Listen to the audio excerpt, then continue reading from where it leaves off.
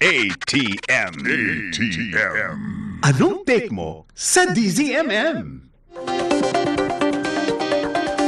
At nagbabalik pa rin po ang ATM. Anong take mo? O, paano? Teka lang. Ngayon na ba? Oo, now na. Pindutin na natin to. Huwag mo akong materi-teri! Ayan. Kasi nga, eto. Na-miss natin yun eh. Oo, Diba? diba? O eto, kasi kasama natin sa studio kung Terry Ridon ng Bicol Saro Party List. Good afternoon. Good afternoon, Con Terry. Magandang hapon, magandang araw. Hindi ba dapat gumaganon? Hello. Actually, gusto ko lang sabihin, bakit kayo na-disappoint na hindi yung naka-zoom si Attorney Polo? Tapos ang hinain nyo, Attorney Terry. Parang naano kayo parang nakita ko sa mga mukha nyo, parang, ba't si Terry nandito? Ba't hindi yung spokesperson ng DOJ? Kasi may joke ka kanina, Con Terry. Ano nga ba yan? Hindi yan. Ano nga, nakalimutan ko tuloy. Oo, Ano na? basta yun. Tama. Basta makinig lang kayo dyan. Magigets nyo. Yan ay dahil nga, 'di ba? Inanunsyo ni Pangulong Ferdinand R. Marcos Jr. na sana ay talakayin agad o gawing prioridad ang pagtalakay ng at dapat na maipasa sa lalong madaling panahon ng apat na oo. priority bills. Ito nga, isa-isahin natin yan. Ayan. Oo, Kong Terry. Ano ba itong mga Ito priority pinaka-controversial dito, yung anti-dynasty bill. Dahil maraming masasagasaan dito. Well, actually, yan yung pinakamahalaga. Ngayon pong araw na ito kasi si Speaker Bogie D at si Majority Leader Sandro Marcos ay nag-file po ng Naghain na. kanila pong version ng political dynasty bill. No? So, I guess yan po yung inaasahan nating magiging leading bill po na pagdedebatihan dito po sa Kongreso. Sige, bago natin himayin yan, ano yun? So, anti-political dynasty bill, Kong Terry. Ano pa yung mga, yung tatlo pa? Party list reform. Party list reform. Tapos ito pong kadena. Kadena. Yung pong blockchain accountability act. No? Ibig sabihin, ilalagay daw po yung mga government transactions sa loob po nito pong blockchain para makita ng mga kababayan At natin. full access ang ating mga kababayan, no? Tama. Para makita rin yung pera kung saan napupunta hanggang sa huling sentimo. At saka makikita rin doon kung sino yung naggalaw. Ay, yun lang. Kung Yun, sino so ang makikita kung- accountable. Kung saan nanggaling at Paper, saan money ilipat. trail. Oo, At yung diba? pang-apat, Kong Terry, ano yung pang-apat? Syempre yung pong pinalakas na ICI bill. No? So, yan po yung mga inantabayanan po natin. Pero, yun na nga, I think yung pinakamahalaga ay, at ito po yung sinulong ngayong araw na ito po ng liderato ng Kamara. Ayun nga po political dynasty bill po ng House leadership. Pero ang daming version na yan, ha? Oo. Senate, Congress. Yes, may mga nauna na nag-file. Pero Kong Terry, nakita ko, hanggang 4th degree of consanguinity. Ano ibig sabihin nun? Mabigat yun, actually. Kasi yung 4th degree, ibig sabihin, first cousin mo yun eh. Oo. So, pag nagbilang ka dyan, lahat ng misis mo, Yan ang first. tatay mo, hindi, first, pero hindi yun consanguinity, affinity, asawa. Affinity, Pero oo. yung sa blood relations, first degree, tatay mo. Oo. Diba? Oo. Second degree, lolo mo. Third degree, pag dinodrawing yun ng mga abogado pababa, mula sa lolo papunta sa tito mo. Tito, pamangkin. Kapatid ng tatay mo. Oo. Pamangkin, Fourth degree, kasama. fourth degree, pinsan mo. Pinsan, First cousin mo. oo. Paano yung asawa ng pinsan mo? Kasama ba yun? Hindi na yun. Wala na. Hindi Hindi na, na. kasi blood eh. Blood Oo. relationship. So, blood so relations. hanggang pinsan mo lang. Pero kasi Hanggang first cousin. Kung second cousin mo, pwede kayo maglaban, basically. hanggang first cousin. Pero paano yun? Kasi maraming magkakapatid sa Senado. Maraming magkakapatid. Sabi ko nga daming masasagasaan nito. Hindi, doon po sa House Leadership version na ipinasa ngayon pong araw na ito, niya Speaker Bogie tsaka niya Majority Leader Sandro, ang talagang pagbabawal na ho at the national level. Pag pang presidente, vice-presidente, senador, isa na lang po yun. Teka lang. O sige, granting maipasa yan, no? Oo, kasi good signal yan, di ba? Na mismo ang Pangulo talaga nagtutulak niyan. Kung sakaling maging batas na yan, paano mangyayari? Sa pagkakaalam ninyo, I mean, paano? Hindi. Paano umpisahan yan? Hindi, una kailangan mo na maipasa. Oo, yun nga. tingin ko Granted kayang na ipasa na. tingin ko kayang implement ho yun. Kasi yung COMELEC naman po yung magiging mapagpasya dyan. Oo. So makikita naman ho nila, kamag-anak ba, within the 4th degree of consanguinity, magpinsam ba kayong maglalaban? Hindi pwede yan. Ay, sa national, yun, alam na natin yan. Pero ang dami kasi sa local niyan eh. Di ba? Speaking of national din, syempre kapareho ngayon, meron tayong Pangulo na yung tatay niya ay naging Pangulo rin, pero matagal na. So, paano yun kapag ipinatupad na itong kasalukuyang panukala kapag naging ganap ng batas? So, ibig sabihin, bawal na yung ganun kahit na ang tagal Kahit malayo na. na? Hindi, ibig sabihin, Oo. during the Recent. same, naman, Oo. during the same term, ang pinag-usapan natin. So, ibig sabihin, as a practical example, hindi na, kumbaga, kung may presidente na kamag-anak mo, within the 4th degree of consanguinity, hindi na pwede may senador yun. Pagka hindi ganon. pwedeng sabay-sabay. Ibig sabihin, yung pong situation, for example, today, na meron pong magkapatid na mga senador, hindi na ho yun pwede. Pero pwedeng isa congressman. Hindi rin. May paghahati yun. Hindi. Pwede yun. Pwede. Oo, pwede yun. Pero pag-usapan muna natin national, kasi dinefine po nung proposed bill yung national ay President, VP, tsaka Senate. No? So, in the current scheme of things that we have today, bawal na yung magkapatid na senador. Realidad natin yun ngayon. Di ba? Pangalawa, naging realidad dati yung mag-ina. Di ba? Oo, na magkasama Bawal na yun. Wala na hong ganun ngayon. Oo. So, pagka na ipasa ito. So, mamimili na lang kayo. Kunwari, kayo talagang galing sa isang political family. So, kapag ang isa ay tumakbong presidente at nanalo, hindi na pwedeng Walang maging magsenador. vice president, yung kanyang kapatid, Oo, o at kabilang nga doon sa parameters nung panukala, at hindi na rin pwedeng maging senador. Oo. Yun. Ibig sabihin, within that 4th degree of consanguinity, isang tao lang yung pwede pong tumakbo for a national position at the level of the president, vice president, tsaka senador. Okay. Pero congressman, yun ang sinasabi mo. O yun, yung congressman, yun medyo maraming mga concerns yung mga binabanggit doon. Kasi, syempre, yung pong congressman naman for a district, for example, isa lang naman yung nanalo doon eh. So, sa totoo lang, wala namang masyadong problema doon. Pero yung nakikitang butas ng ibang mga advocates, no, pwede daw tumakbo pa rin po in a different, separate district.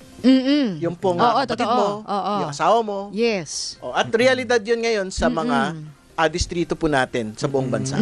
So, yan, I think yun kailangan Pag-usapan pa talaga yun. pagdebatihan yun. Kasi nga, ano yung wisdom ng pagbabawal halimbawa na tumawid sa ibang distrito. Oo. At ganoon din sa mayor.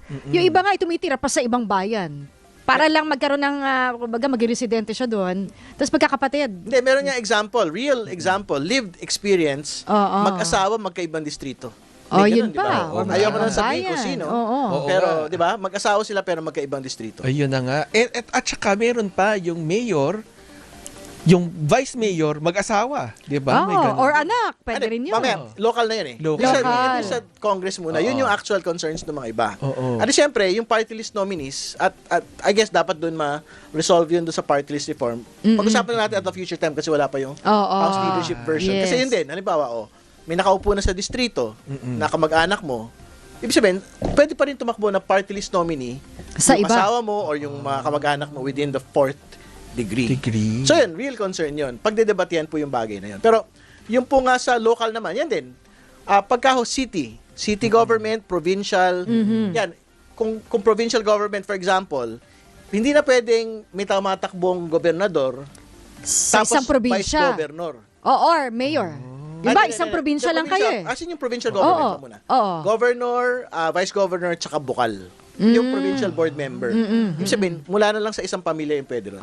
Hindi na pwedeng may tumatakbong gov, may tumatakbong vice gov, may tumatakbong bukal. Tapos, going forward, yung sa yung mga munisipyo, tsaka city, ganun din. Kung may governor, kamag-anak ko, pwede ako mag-mayor sa ibang bayan. Ayun, ibang yan. city ng probinsya, same probinsya. Yan ang isa din po sa mga magiging pagdedebatihan. Kasi sabihin nila, sige, governor ako.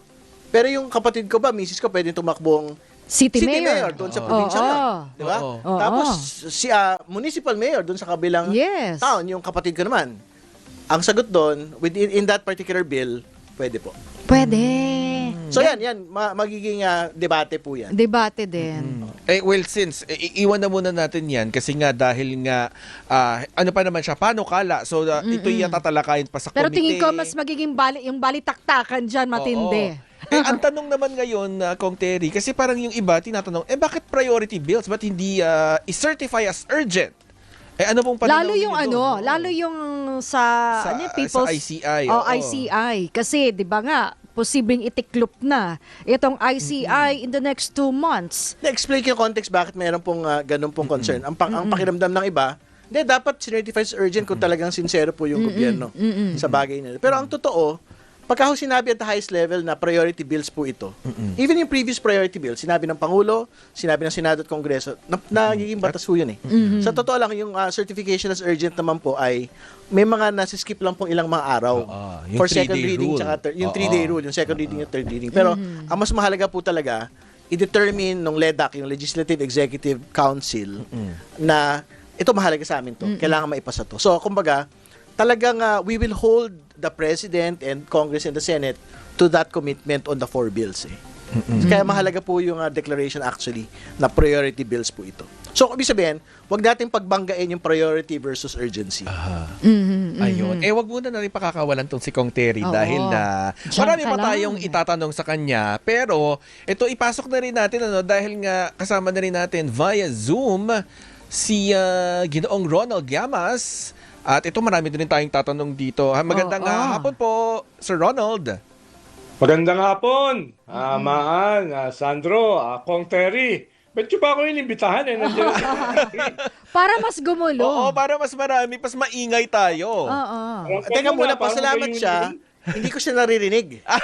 Ay, teka lang. Bigyan nga natin ng ng headset si Kong Terry para makasama siya sa kulitan Okay lang na natin. hindi ako marinig ni Kong Terry.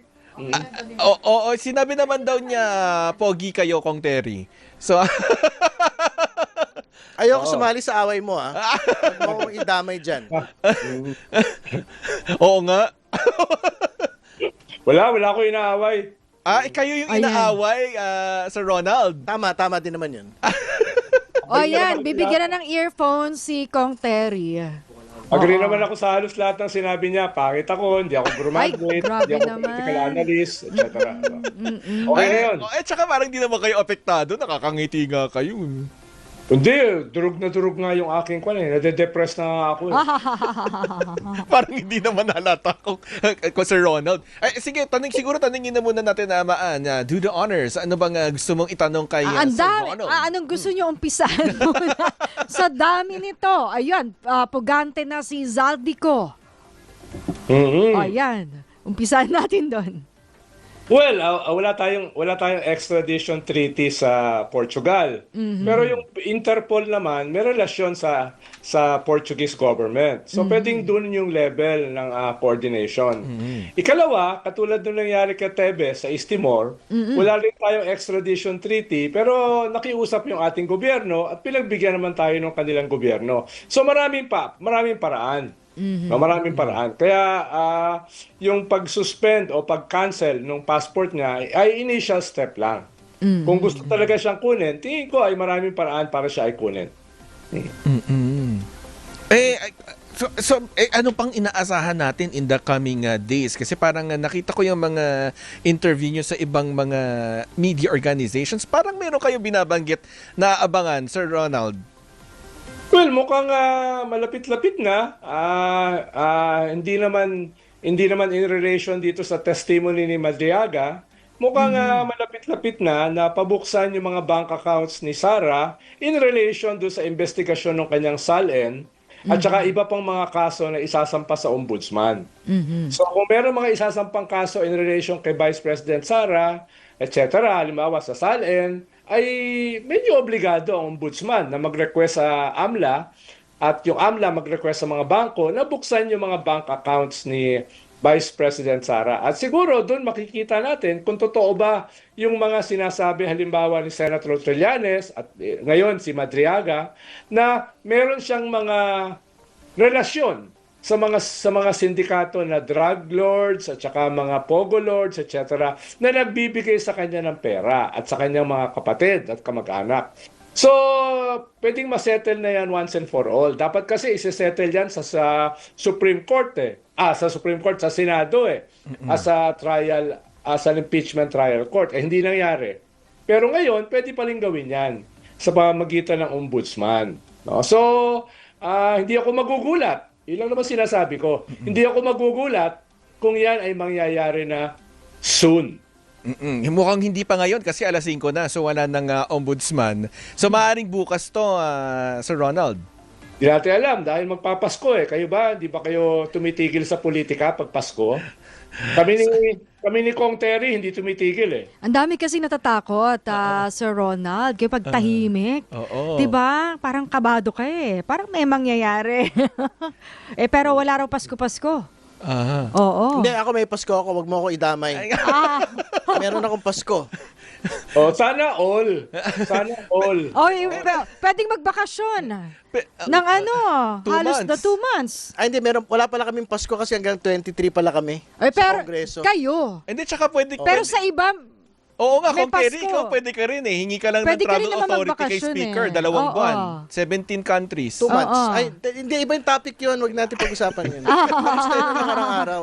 Si Kong Terry, hindi pa ako iniimbita sa kanyang opisina sa Congress eh, no? Parang kwan eh. Hindi pa ako nakakatikim, hindi pa namamantikaan yung aking bibig sa kanyang pagkapanalo.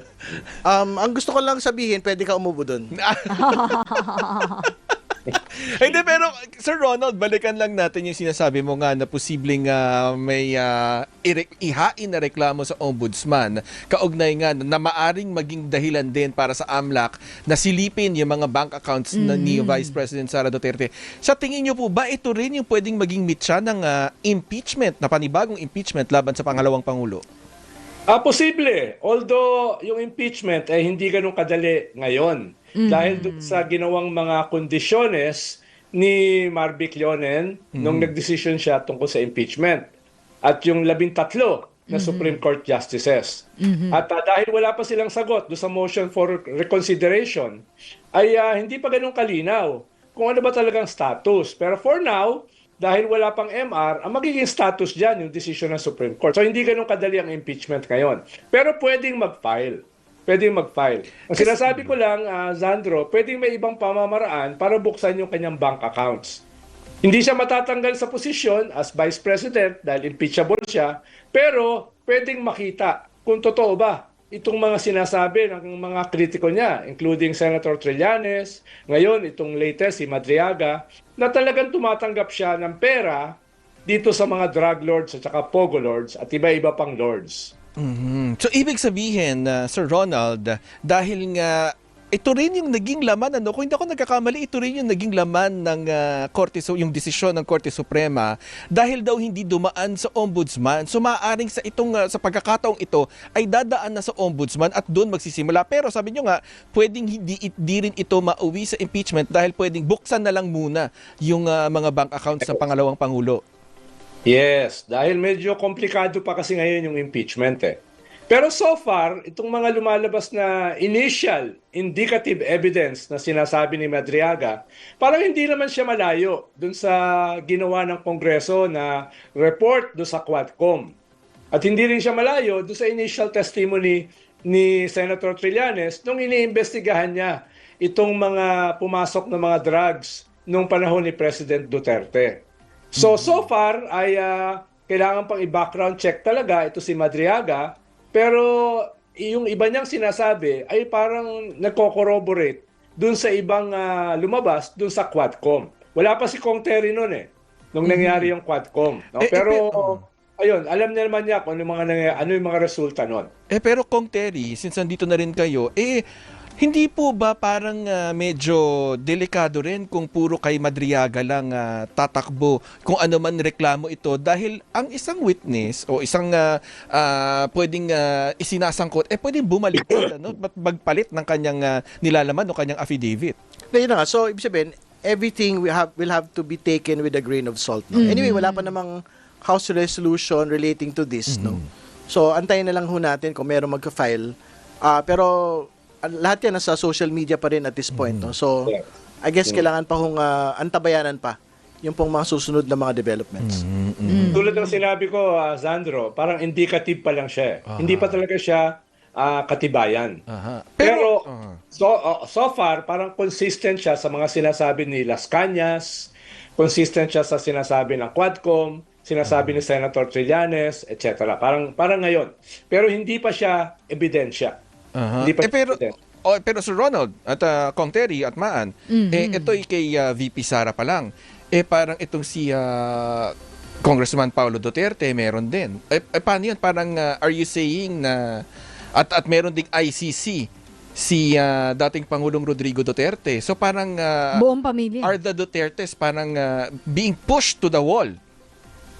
Well, baka matagal na silang nasa wall, no? Hindi naman bago. Tapos, ikalawa, pag nagsimula yung trial, yung official trial sa ICC, mas marami pang lalabas. I'm sure of that.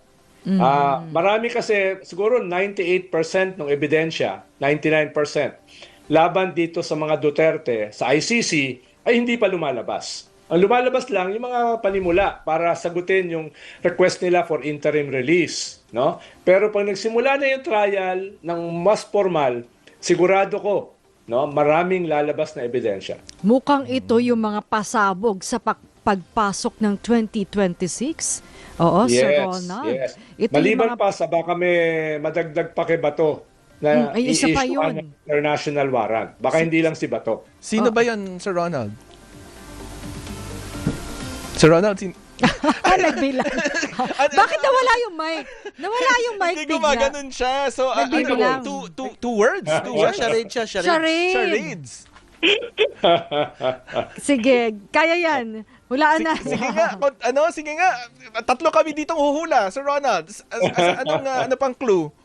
Ibubulong na lang sa inyo ni Kong Terry. Alam ni Kong Terry yun eh. Alam niyo, nasa Christmas party mode na talaga ako.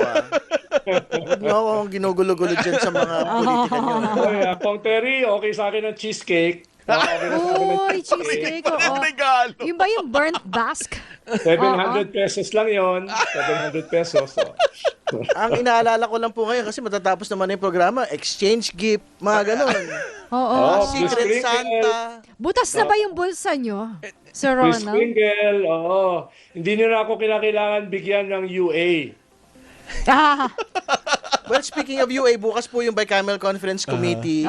So, ayun, talaga antabayan kasi mukhang magla-live stream. May listahan na ba, Kong Terry, kung sino yung delegado ng Kamara? Meron, kompleto na yun. 12 members po yun. Oo. So, I So- think magiging mabigat yung debate. oo. So tuloy na live tuloy ang live stream. Kasi may agam-agam yung iba na siguro hanggat hindi nangyayari yan, baka raw hindi matuloy. Tingin ko nag-commit naman ho pareho. Nag-commit yung Senado, nag-commit yung House no, na mag-live stream. So, inantabayanan na ho natin na mag-live stream po talaga. Siguro Hindi naman- last Kong words Terry, na Hindi naman yung katulad ng ICI na puro executive session, no? Sige, siguro last words na lang mula kay Sir Wag naman. Ronald. Tsaka kay... Huwag naman last words. para kay Sir Ronald. Tsaka kay Oo, Kong sige. Terry. Well, pinakamagandang pamaskong handog ay hindi lamang magsampa ng kaso. Ano? Sana meron na makulong sa mga Yun na non-bailable nga. offenses. Oo. No? At saka sana magsimula nang ma-recover yung mga ninakaw. Yun ang pinakamagandang Pasko. Para makita ng mga tao na seryoso yung gobyerno. Dito sa mahiya naman nila campaign. No? Nagpromisa rin naman yung gobyerno na may papakulong. No? Para bago magpasko. Ito pa rin naman nila. Kung hindi, malungkot yung Pasko namin ni Kong Terry. Ayan. Sige, maraming salamat, Sir Ronald. Kong Terry, party mode. Party mo talaga ako. Gusto ko lang sabihin, talaga namang hindi ko mag-executive session bukas sa Bicam. Kasi legislative session yun. Ayun. Okay. So yan, anong oras yan? Mga anong oras? Maghapon yun. Maghapon. Tapos malalaman Ayan, na lang bili na natin. kayo ng popcorn. Ayan, sige po, maraming salamat Sir Ronald at maraming salamat Kong Kong Terry Terry. Vidon.